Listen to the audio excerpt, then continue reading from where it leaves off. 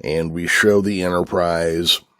What were your first thoughts about the redesigned Enterprise? I mean, the ship just looks great, as usual. As I've said before, I was super confused on the timeline here, but we are operating after the cage, so I'm kind of wondering what the Enterprise went through, unless all that battle damage is talking about the issues that they were going through at the beginning of the cage.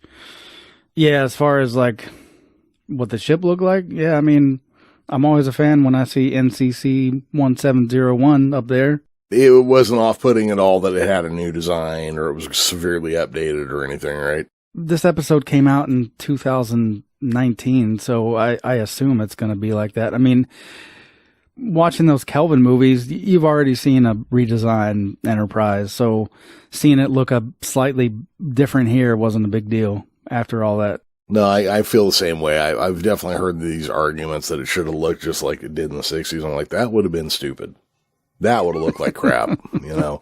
Look, I love that original Enterprise, the original Enterprise sets, but I'm not watching that movie 50 years later, that series. Yeah, and if they decide to reboot the original series in 50 years, I bet the Enterprise won't look like it does now in any form. Absolutely not. It'll still look a little different, but that's okay. Yeah. You know, I kind of think, and we'll get on to the episode here in a second, you know, during that period of time where there was no new Star Trek being created, a lot of fans were doing fan productions, and there were two who basically did a continuation of the original series and rebuilt the sets and the ship and cast new actors as Kirk, Spock, McCoy, Scotty, Uhura.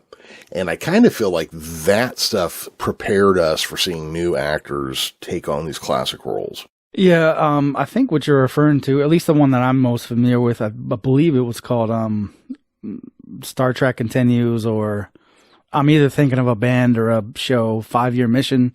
I think that's the band. 5-Year Mission's a band, yeah. Star Trek Continues was one of the shows. I've actually interviewed quite a few people from that, from production and the actors.